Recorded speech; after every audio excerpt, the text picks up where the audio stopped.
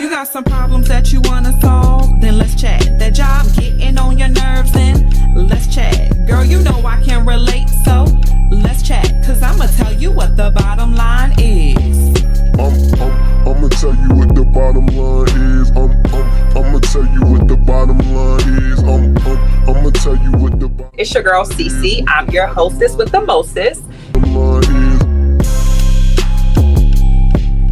tell you what the bottom line is. Hey everybody, welcome to another episode of The Bottom Line Is. It's your girl Cece, and I have two very special guests with me today, and that is Byron and Margaret. And they are a married couple that has been married for 27 years. And you know, I need to just pause on that because I don't know how many couples can even say that they made it to a year, sometimes 2 years, maybe 6 months, in some scenarios. So to say 27 years, I think that we all need to tune in and find out like how they did it and what we can learn. And on top of that, they even also have their own podcast called The Beyond I Do. And we'll talk about that a little bit later too and let you know how you can watch that. But for now, I'm going to let them do a formal introduction of themselves. Thank you. Thank you for having us. Thank you for having us. Well, you gonna start? Yeah, I'll start. Okay. We started out in 1991 meeting each other. It was a funny incident because she had a crush on one of my friends, and I didn't know her at the time, so my friend and we had detention together. Mm-hmm. So he was like, he got a ride to my house after school. Mm-hmm. And he was like, well, I'm gonna go around the corner and visit my homegirl, Margaret. And I was like, this is my neighborhood. I know pretty much every, female that lives in the neighborhood. So why have I never heard of this? So I wanted to be just nosy to see who it was. Well, I think your nosy paid off, huh? Yeah. So no, I don't remember it. We walked around the corner and, I don't remember that day. She don't remember me at all. I don't. But that's how when couples talk about their stories, it never matches. Like if I had one of you on one day and another. Wait, when the story converges, that's when it kind of. But this part, I had a all she could see was him at that time, so she didn't see the big head guy then. I didn't. So, I didn't. Fast forward, a few months go by. We, found out we had mutual friends, and we would run into each other like, just out in the little. We were teenagers, so we run into each other in the little teenage hangout spots. Just, hey, how you doing? We had the same friend group, so we'd always kind of, hang together. Everybody would break off in their conversation. It would be just me and her, just kind of hanging, laughing. Obviously, I'm trying to make her laugh. His friend didn't like me. Trying to tell her, obviously, go there, Margaret. That didn't work. He had a relationship that didn't work out. The girl ended up moving, so he was heartbroken. And do y'all still talk to this person? Yeah. Okay. Now this person doesn't know this. Oh, he doesn't know this. Oh, and, so we just got the tea. Okay. Mm-hmm. So he doesn't know this, but he's still friends with him. And awesome. We even once we started, we've maintained contact with him throughout the years, but he never knew. I don't think he knew. I think he knew I liked him, but I don't think he knew that that was my motivation for being around all the time, is because I like you. Right. But That was what was meant to happen to get us together. Yeah, exactly. No, for sure. So we maintained friends throughout the years, about 5-6 years. She went off to school. I remained here in school, and then but we would always. I would come home for breaks. Yeah, she come home for breaks. We'd hang out, things like that. But we stayed strictly platonic until I had the relationship. There was a moment. Well, yeah. There was a moment where we went together and he messed up. Yeah, I messed up. And I remained friends. I was, as they used to say, two-timing. I tried to. Okay. He's not very good at being dishonest, and so he got caught. But I remained friends with him, and And now that was the shocker, the fact that she remained it my was. friend. That's how I like, know okay, we were meant to be. I was Because about to say that man was meant to be. right. Yeah. But in 96, Mhm. he lost his dad, and he ended up his long-term girlfriend. They broke up. Mhm. And that December of 96, I came home for Christmas break, reached out to him, we hung out, and I told him that I was moving back home, and I asked him if he wanted to help me Yeah. move my stuff. Yeah. And so he was helped mine. me. That was my, hey, if it don't happen now, I'm done. So, I had to take off work to help her move. Oh, he made that big sacrifice. That was part of the game, Oh, okay. I got you. Okay, I keep the game. Yeah. That was in January of 97. And Mhm. so it was like we were inseparable after that. Yep. And by December of 97, we were married on the 13th and had our son on the 20th. We were 22 and 23 years old, Yep. had no business No business. starting life like that. Thought we knew everything, didn't know a damn thing. That's always how it goes. But you learn. Yeah. Right. It's no manual to life, unfortunately. Right. Sure isn't. And thankfully, we had our family support system there. Yeah. And we had 5 to 6 years of friendship. Mm-hmm. And so we found out I was pregnant, I think July. I was a good 4.5 months pregnant when we found out. Oh, wow. And right. That's what we said. Mm-hmm. Oh, wow. And then and when she told me, we just laughed. We were laughed sitting in the Waffle cried. House, laughing and crying. And just back and forth. Yep. Right. And we came together in October, and we moved in, and we had a very serious conversation at that point. Are we going to be together? Or are we going to co-parent? And I think that was a pivotal moment, because once we made that decision that we were going to be together, that's been our foundation. Is our relationship, our marriage, that comes first. And so that's when we made the conscious decision that we're going to be together, and we're going to work through whatever comes our way. Mm-hmm. Yep. No, for sure. So, and you touched on something that I think is good to say again, but to also highlight that the foundation, of your relationship is that you were friends first. Mm-hmm. And, so many people say that saying, and I think sometimes people look at it as a cliche statement, but it's really true, because you spend the most time, in my opinion, with your spouse. So they should be your friend, because obviously that's somebody you want to be around. So if you don't want to be around the person, why would you marry them or be in a relationship with them? I mean, feel free to, right. That's our thing, is our friendship. Like when I say this is my best friend, I mean that. And anything that, if there's some juicy gossip you want to share, if you want to vent, he's the first person I think of. We hang out together. We enjoy each other's company. And that just makes it so much easier when those times come where you're under pressure and life is happening, and you start having kids and there's things going on at your job. It's that friendship that you have created that helps you move through those things together. Yeah. No, for sure. Yeah. And strong foundation as life develops, like you said. I mean, every day, no day is really the same in life, right? Not even at work. And so, being able to have that foundation, a partner in crime, as people say, to help you navigate, all the different challenges and things that you go through. I mean, what would you say was the biggest challenge in the early stages of your relationship? I would say the biggest challenges would probably be just putting ourselves aside. When you come into a relationship with someone, you create your own identity. You almost have to kind of learn to put yourself aside a little bit, in so many ways. I think that it was outside stuff. That too. Yeah. Extended family, I was an only child. I was the only child my parents had. Mhm. I grew up as an only child. I was my mom's only child.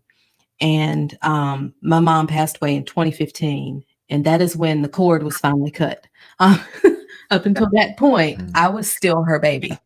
Mhm. And so there was a lot of power struggle with that. And interestingly enough, you would think that I was, this close mama's baby up until we got married, but I've always had a sense of independence. She just ignored it. We Right. would move and she would follow us. Oh wow. Right. She really loved her baby. Okay. Right. So that was one of the things that learning how to, and you think about, like I said, he was 22, I was 23. That's a pivotal time in life when it comes to your relationship with parents. Yeah. And you're starting to exert your adulthood with parents. So that was it. That was a challenge for me, is moving out of that role from being her daughter to being his wife. And then on the flip side of that, he's the youngest of 10. Yeah. And his mom had some very, she had some opinions about me. Yeah, she had some opinions about her and so about family and, who could come first. And I had to learn, that, as the Bible said, you leave your mother and your father, you cleave to your wife. So I had to learn that, okay, well, my father was gone, so I didn't have to worry about him, but I had to learn to differentiate, okay, the relationship between my mom and I versus the relationship between my wife. And I married her. So that is the most important relationship that I have. And I had to learn to, okay, well, mama has, needs, mama has desire, mama has wants, whatever, but I had to learn, okay, well, I got to check with my wife first. Sometimes mama might be disappointed. Yeah. Yeah. Yeah, I was going to say, it's a few things that you all said too that I don't want to, break down a little bit. So, Byron, you first said in regards to like the challenge is, finding yourself and then finding out who you are, who you want to be in the marriage. And I think that's important to highlight, because so many people get into relationships of any kind, and for whatever reason, we tend to adapt ourselves to what we think that person wants us to be. But in my mind, obviously they picked us because of the qualities that we have. So why would you go and try to change that? Or some people are people pleasers in a relationship, and that's not going to get you too far. To me, being a people pleaser in a relationship, you're going to be unhappy, and that to me defeats the purpose of having a partner. Right. And so, I thought about that. And well, before I go to the next point, I mean, is there anything that you all like, feel free to cut me off. Like if it's anything that I, misspeak about, or if you want to add as well to that. So that was like going back to that friendship. And like he knew what he was getting. Right. And I knew what I was getting. Yep. Right. So that part, I think has been, for me, has been easier. He's a nice person. He's a good person. And that's something that I needed, that safety and that comfort. And so for me, that part was easier. For me, the pressure was coming from outside. I think that for him, I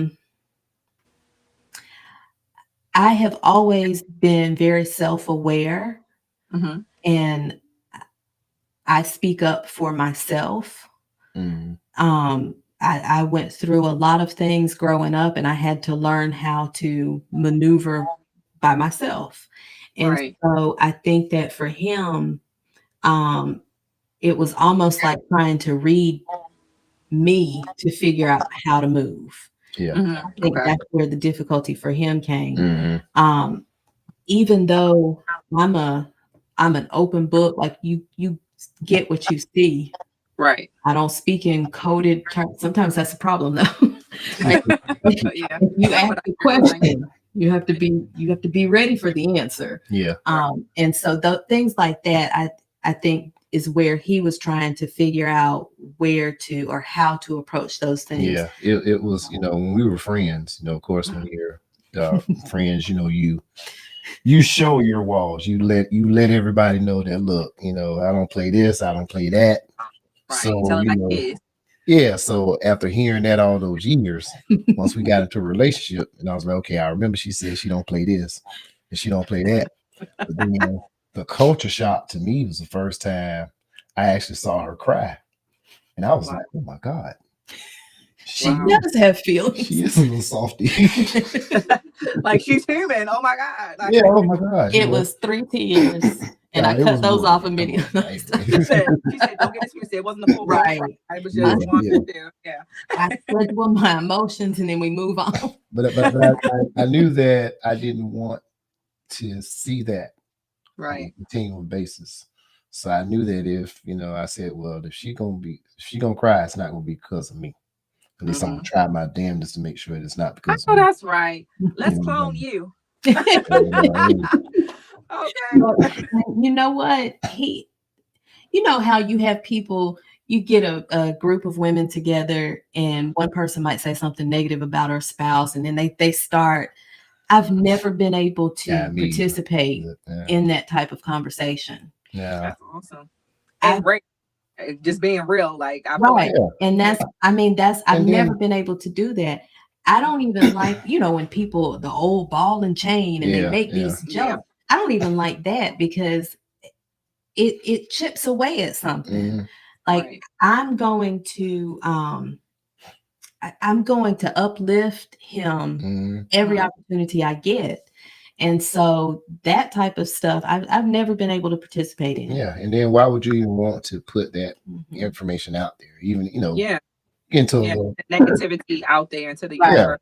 Right. And have people just like you were talking about, outside, folks coming into the relationship. I don't need them making a judgment. They don't, right.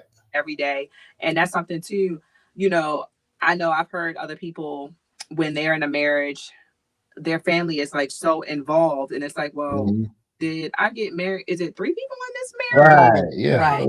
And I didn't know it was plural. Type of situation. And I think that is one of the problems with some marriages. If their foundation is not strong enough, that they cannot deal with those interferences of their family or friends, because, as much as I love my friends, certain things that happens behind closed doors, you don't want to tell them. And then they, judge the person, things like that. So when they come around, they looking like, there you go. Yeah. Right. Yeah. Y'all have made up. Yep. And they without judgment. That was one of our biggest things, like we said on the first season of our podcast, that keep them folks out your business, because you go telling your mama, but look, he ticked me off last night. We got into this about whatever. Well, y'all done went home and made up, but mama, as far as she concerned, she still ticked off. Yeah, my dog off. You know what I'm saying? So the next family function, mama looking at him sideways. Y'all up there lovey-dovey. When all that anger could have been avoided had you just kept your mouth shut and not even told mama that. You know what I'm saying? Yeah, no, I totally agree with that. I mean, even in relationships that I've been in, unless it was something egregious, I'm like, we can handle that. Like, I never person that wanted to go to bed angry, because heaven forbid something happens to us. Right. Because I don't want my last words to you being, I don't like you. I'm not going to say the other stuff. And that's we're getting up there in age now. Up there in age now. So right. we've had moments. Right. You're going to right. We've had moments, but that friendship is there. We've learned how to have those difficult conversations. Both of us have never shied away from saying, I'm sorry. Even with our kids, we were so young when we had our son. I feel like I grew up with him. And there have been times throughout his life where I have to stop and say, son, I apologize for this. It may be how I said something versus what I said. Now, I meant what I said, but I should have said it differently. And sometimes it's, I apologize because that's not the outcome Yeah. that I pictured. So we hold ourselves accountable, Which is important. and right. And so those types of things, you have to get past pride. You have to, and it helps when you keep other people Yeah. out of it. It helps that healing. It's easier to lick your wounds in front of one person. Yep. Right. I versus in get front of that. 3 or 4, you know. Yep. I have one friend who I trust, but above that, I have my therapist. So outside of that, I have him. And sometimes it's, you upset me, or this upset me, or when you did this. Mhm. And he, I mean, that's our way of dealing with it. We can't go outside because you have to Yeah. fix it, or I have to fix it. They can't Mhm. help. So And then another great form of communication that we chose to do throughout the years is, look, she's headstrong. I'm the silent type. So we would be in discussions in the beginning, or, and we'd be there for probably hours. You know what I'm saying? I'm like, and she'd be like, well, what about this and what about that? And my ADHD won't let me answer but one question at a time, and then I got to think about it before I answer it. You know what I'm saying? Right. So she ended up asking me about 12 questions, and I ain't even figured out the answer to the first one she asked me. So what I learned to do was just write a letter. Go back to the old school, just write a letter. Look, when you said this is what I meant by this. And, write it out just plain that they leave it. That way you can go back and read, and then we come back and talk about it. But when you said this, what did you mean? And that was a very helpful way to learn to communicate with each other. and we still we do that. We write letters or text. Yeah. Especially if it's something that can be heated or something that's very emotional. That's one way that we get the words out. Yeah. And allow the other person to process. You have to extend grace. And allow people to process their emotions and their understanding in a way that they can do it. And so that's how we have found that, okay, I need to get this out. It gives him time to read and process, and then he can respond. No, that's awesome. And you said too, accountability, and I'll add to that, being vulnerable in your relationship is very important. It's just as much as the foundation of, friendship as well. Yes. And I wanted to ask the controversial question. Byron was kind of talking about it because you see this on TV shows all the time, far as like you mentioned about mom first, wife first, and I was seeing on TV shows, you have the mom and the wife, and they're like, well, who's going to get the front seat? Who's going to get the front seat? And the way the reaction is telling me that this scenario has happened a couple times. Look, I make it easy. That's funny. I make it easy. I'm always going to choose the back seat. I make it easy. That's what? And honestly, like with my mom, during her last few years on earth, she had a lot of health conditions. So when we did go somewhere, we would let her get up front because, of course, that was the leg room and space, more leg room and things like that. So I don't think we never had any. I still I'm in the back seat now. Like if our kid, like if one of the kids is going somewhere with this, I put them two in the front and I get in the back. Right. Yeah. I mean, I would do the same thing if I was in a relationship. I'm like, just naturally, because the mom is older, regardless how I would just automatically go there. But I just found it so amazing that some women, it's like, well, are you insecure in your place in the relationship? Is that why you're about this? Like, why are you tripping? I mean, you're with him the majority of the time. Right. Feel about being in the front of the back, you're in the car. And the thing is, going to the same place. Are you going to allow this little, I don't know, 10, 15-minute road trip determine the relationship that we have? It's like, this is little stuff. Like, I mean, come on now. We got bigger pictures in life. A lot of relationships, they get hung up on the petty stuff and the little stuff. And so what advice would you give to other couples, whether they're, still in the dating phase, engaged, or even married, that, like, how do you differentiate between the petty little stuff compared to the big stuff, because it seems like people let these little petty little things build up, and then it can break up the relationship, or other emotions, may come out. So what advice would you give to them? So one of the things that I focus on is, and I don't even want to say his name. There's a TV show, a talk show host that used to say, do you want to be right or do you want to be happy? And so when it comes to the smaller things, right, that's what I think. I mean, with the smaller thing, because a lot of things pop up and they're really not going to make that big of a difference. Yeah. In terms of the bigger things, one of the things from the very beginning, when we made that decision that we were going to be together, then it becomes us and our relationship. Yep. And our relationship comes first. And sometimes that means that I need to sit down because I'm doing something or wanting something that is purely me. And it is not what's necessarily best for the relationship. It takes a lot of humility from time to time. And I know for me, that was a learning curve. So I don't like to admit that I'm wrong. So I work very hard. Right. Yeah. I don't like to admit that I'm wrong, because I do admit when I'm wrong, and I do apologize and try to make things. So I don't like that feeling. So I try to go into things the right way. And sometimes that means that I need to sit down and think, okay, what is the purpose in all of this? Is it really worth it? And then, sometimes you have to look at it like this. Look at whatever the small stuff is. Is this worth ending your relationship?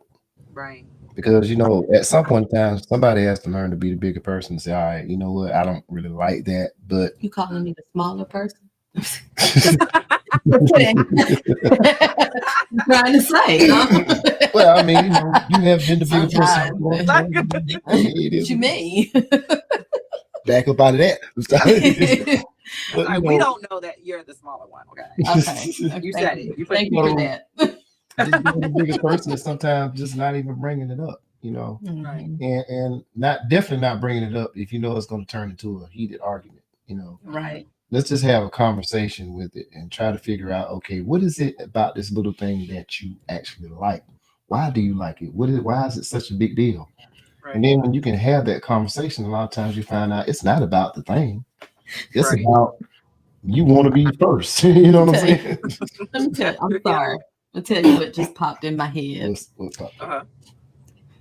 This same person who is telling us this is growth. Okay. About 10 years in, I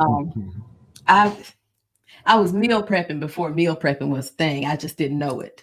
And I was the only person at the time in the house to eat chili. And so I would make a pot of chili and then I would eat it throughout the week. And so it was garbage day was like a Monday or a Tuesday. It was the beginning of the week. Yep. And I had made chili that Sunday. So it was fresh. And when I came home, he had taken the garbage out and he had thrown my chili out.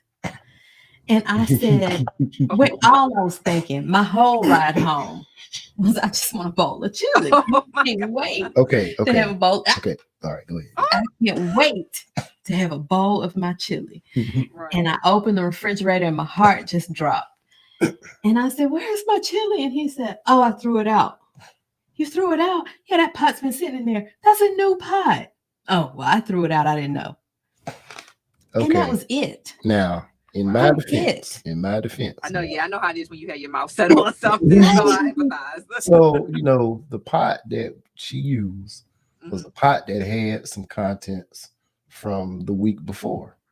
So I assumed that it was the same thing. Now I worked, rotating shifts, so I was on night shift. I didn't know she cooked chili that night before. So here it is. I'm just getting the trash and just thinking I'm just gonna get all. He was trying to do a good thing, but get everything out. And then, but she was like, "Well, you need to apologize." That was the part for the chili. I said, "I ain't apologizing for the damn chili. I made a mistake." That part. So, but I did it. I couldn't even. Eventually, you did what? I apologized eventually, didn't I? Did I? You need to be learning how to make that chili so you can make her some, even if you don't. I don't want him. No, but that was the thing. Like we legit didn't speak for about 3-4 days. Yep. Oh my gosh. And all I wanted was for him to apologize. Because at that point, it wasn't even about the chili. It's like, just say I'm sorry. Like, you don't even have to mean it. To that, I will admit, that was that pettiness. That was me. Look, she ain't gonna tell me. She ain't gonna make me apologize for no damn chili. I'm not gonna do it. And then, I had to decide one day after the 3rd or 4th day, like, look, bro. I was the bigger person then. Oh, you were the bigger person? Because you never apologized. I had to apologize. I apologize when we talked about it. Apologize now on the camera. We had a YouTube episode about this same story, and I apologized then. So cool. Well, she's saying that you still didn't apologize. So I'm trying to give you an aura. Like I was the bigger person. On the bottom line, I'm sorry about throwing away your fresh potted chili, baby. Thank you. That is the bottom line. Look at that. That's an exclusive. Right. Learn some, fellas. Learn some.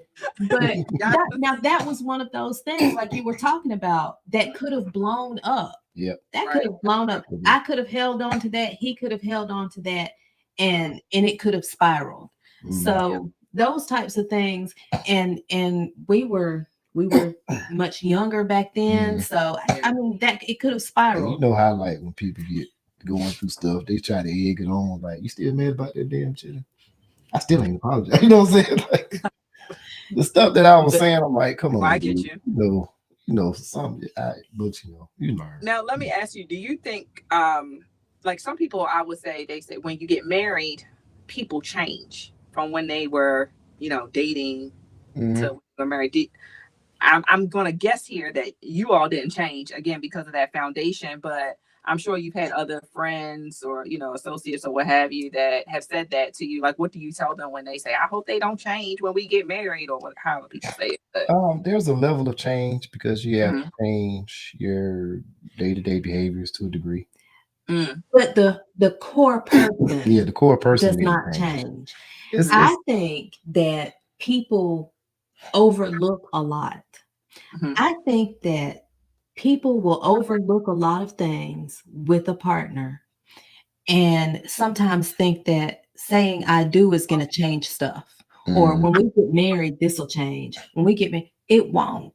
It won't. The core of that person is there. You will grow, you will mature, you will change in certain ways, you'll adapt. And that's the change. Core person, the change should be the growth. Right. Definitely the growth should be the change, And it's like, like I had to make a conscious decision. I want to be married. I want to be a man. All right. I want to be a family man. So I had to make a decision as a man to say, okay, well, me and the fellas before we would go out every weekend. All right. Well, me and the fellas can't go out every weekend now. That might turn into once a month or once every 2 months because I'm trying to make my relationship work. You know what I'm saying? Now, I want to say something because a lot of times people are dating and that's an example of, okay, when we get married, he'll stop going out as much. Yeah. When we were dating, he stopped going out as much. Yeah. You see what I'm saying? Yeah. Or we would go out with our friends. So the things that people a lot of times think will change or get better, it's not going to change just because you put on a ring. You have to look at that person for who they are. You can't ignore those red flags and hope that when you say I do, this person is going to change. And I think another issue is unrealistic expectations. Yes, definitely. You can't think that, like I said, you can't think that a ring is going to change this person into what you want them to be. A lot of times, and I'm just convinced that a lot of times, a lot of marriages end that shouldn't have started to begin with. And I think that one or both people, one or both people knew deep down, this is not who I'm supposed to be with, or I should not be taking this step with this person. But for whatever reason, be it family pressure, or you're thinking that person is going to change, you move forward with it. Yeah. I'm trying to think it's like the same with that too, but sometimes we want something so bad that we are so like blind to the red flags and everything that's going on because we just want what we want, even though that thing may not be the right thing. And I know I'm guilty of that, and I know most people are, unfortunately. And I feel like sometimes it can be due to social pressures of that nature for sure. So, one thing too that I personally have always struggled with, so I would love to get you all's take on it, is I've always had older friends, and if I say to them, hey, you want to go out for brunch or something, they're like, oh, I got to check with my spouse. And I was like, check with your spouse? They don't run you. You can make your own decision. What do you mean? So now that was the young me, but so, I want to get your thoughts on that though. Maybe they didn't mean check with for permission. Yeah. Maybe they mean check with like make sure there's nothing else going on. Yeah, I do that because to make sure there's nothing else going on. Because I don't want to say, yeah, I can do it. And then I talk to her and she'd be like, well, we got such and such that day. And then I got to call this person back, That's what I would hope. But if they're seeking permission, that's a whole nother. Right. And see, and I took it as permission, but I don't know. I mean, thinking about the people that have said it, probably 25% may have been the permission, right? But I was just like, in my mind, if it's not a permission thing, I guess I would have phrased it as, oh, let me make sure, my spouse, we don't have nothing going on. I'm gonna get back to you later. That would have been right. When you asked Elaine that you knew Herman was crazy. Herman was all. So we know that is true. You're right. Herman was all. So it probably was permission, depending on who it is. And that's like we just. My small, very small circle knows that when it comes to him, if he's off, I prefer to be with him over anybody else. Right. And my people know that. And so the first thing people ask is Byron working? Before they even, venture into whatever. And like I said, permission, I'm not asking his permission for anything. But out of respect, I'll check with him. You know what I'm saying? No, I get you. But he comes before anyone. So like I said, my people will come to me and say, is Byron off? Oh, okay. And then they just stop. And there's no need for us to go any further because they know if he's available, I'm going to be with him. No, that's awesome. And so, this will be, how I want to wrap up in regards to, so many people, they base their relationship on how they grew up, what they saw in their household, and, some people may refer to that as a legacy or whatever the case may be. But how do you ensure that, and I don't know if your kids are already married or whatnot, but how do you ensure that you are leaving that legacy of, partnership and making sure that they see a good foundation in you all? Because I know some people, I've seen couples argue in front of their kids and things of that nature. And it's like, you don't really realize, and I've other episodes about traumas, and you don't really realize how that is affecting the kids. Some people don't even realize that the kids are listening. They're just like, go to your room and just dismissing the children. But what type of legacy are you all leaving it as it relates to your relationship for your kids or anybody else that's watching you? Our thing has always been, we're united front. And as far as our kids, when they were younger, they might go ask mama something, and mama would be like, no. Then they'll come and ask daddy the same thing. Oh yeah. Like, what your mama say? You know what I'm saying? Right. No, and then I might, of course, when they got older, I might go to and be like, well, look, it ain't gonna be that bad. Maybe they can go. I'll be, whatever. I'll go with, want to have at least a good time.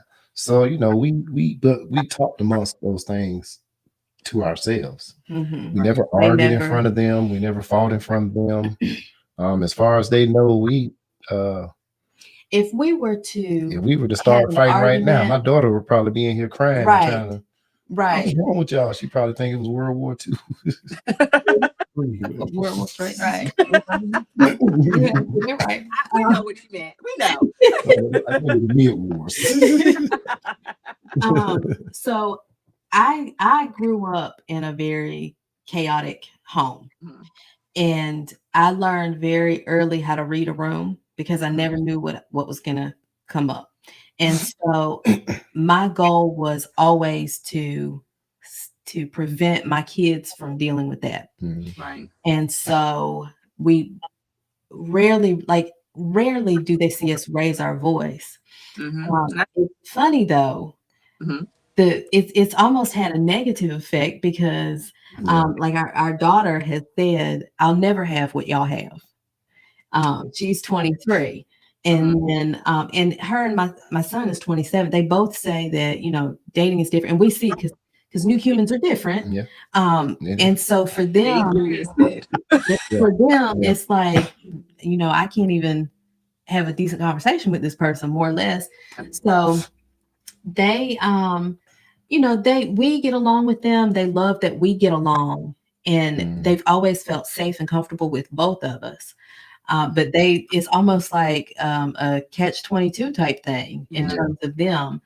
And then in terms of legacy, when we started our podcast, that was actually part of it, is, you know, to lead that first 10 episodes is us talking about our marriage from the beginning, how we deal with each aspect of being together. Yeah. And so that in and of itself, we feel like is a legacy as well for our kids and for anyone who tunes in, who, you know, wants to, maybe not even tuning in to necessarily learn how, but tuning in to hear the positive part and to hear that there can be good stuff between a married couple, and it doesn't have to go left.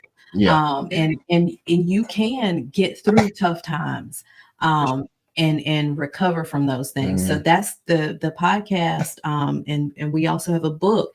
Those things are our legacy also. Yeah. And I want to say, as far as expectations, and I've said this on one of our recent episodes, young men who are looking to marry your spouse or whatever, she is not your mother. Don't expect her to do what your mama did. And likewise, young ladies, don't expect him to be your daddy.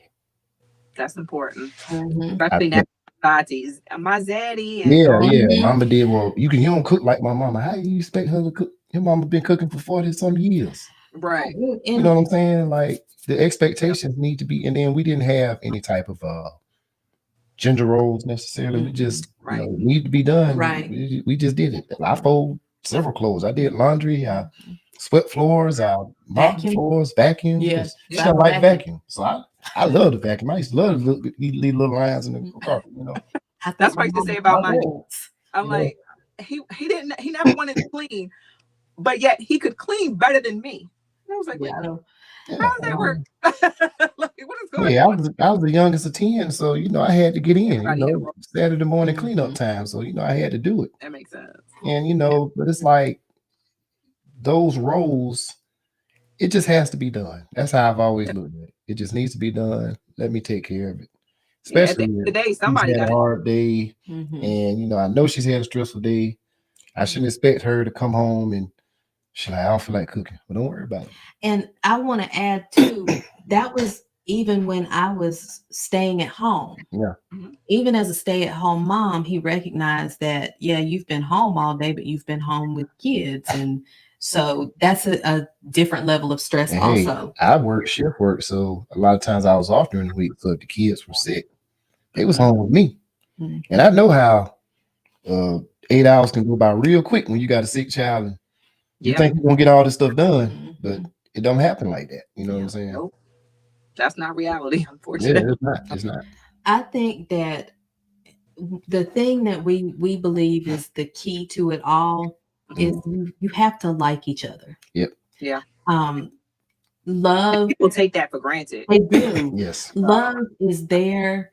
But you have to like this person. Yeah. Like is what makes it okay to wake up next to the same person every day. Like is what makes it easy to overlook when he throws your chili out. Yep. You got your chili. I'm so sorry, Byron. you miss your friend, you know. Yeah. You think about if your best friend, if you're not talking to that person, you miss that person, you miss those conversations and those laughs. You have to like each other. Like Or you takes got effort. something happened to you that day and you want to tell them. Right. Y'all pissed off at each other. So Because you of like, the chili. I can't even Because say all you nothing. had to do was I forgot about it. apologize. That's all you had to do. He did. Remember, we squashed that. he apologized The officially on the bottom bottom line. line I is heard it. yes. You're right. My bad. I forgot. Sorry. Sorry. Sorry. You gotta get used to that. Moment. You've been holding on to that for a little bit, so we just gotta, Yeah, she's holding that for a while. She was. It was all good though. I'm good now. I'm good. No, I must say I really enjoy, even in our first conversation and now I really enjoy, talking with you all. Is there anything before we tell the people how they should reach you? Is there anything else you want to, leave everybody with? Like she said, like is the most important thing. People tend to want. I mean, love is important. Don't get me wrong. Mm-hmm. Oh, not the thumbs down. I don't know where that came from. That's not a thumbs down. I don't know. Wow. Maybe they don't like that. The internet doesn't like it. But excuse me. Listen, you love your cousin, you love your sister, you love your brother. That don't mean you want to be around them 24/7. Mm-hmm. Right. I mean you want to, tell them everything that's going on in your life, Right. And your mate should be that person for you. So having that light for them, that's that, man. I don't even feel like, man, you know what, fellas talking about going to the game. I know that's gonna be fun, but you know what? I want to hang out with my baby today. So hey man, I ain't gonna be able to make it. And we even use me as an excuse if you have to. She'll be like, I got you, man. She said I couldn't go. She said I can't. Man, she tripping. I just went out there. On in this week. Oh my goodness. So, I know you referenced during our discussion, your podcast, The Beyond I Do, and all of the different things that you all went through, the advice and all that you share in your podcast. So if people want to really get into it more and know more about you, how should they reach you and the podcast and the book? So our website is www.beyondidopodcast.com. Yep. And we are on Facebook, Instagram, TikTok, and YouTube at the Beyond I Do Podcast. And if you go to Amazon, you pick up your copy of Unlocking Forever. Okay. Keys to a Successful Marriage, Beyond I Do, written by Byron and Margaret Mckie. And that's us on the back. Nice. Spin your little cheddar and make us feel better. Well, y'all heard it. Go support it. I love it. And so on that note, I'll just leave you all with the bottom line is, to have a successful marriage, it's no right or wrong per se, but all we can do is, go by, yes, what we see to, create great habits and to, prevent old habits from occurring and really have that strong foundation because that's what's going to keep you going. So as we always say, start off as friends and let the relationship, build out on its own. So on that note, thank you all again so much for joining me. And don't forget to like, comment, and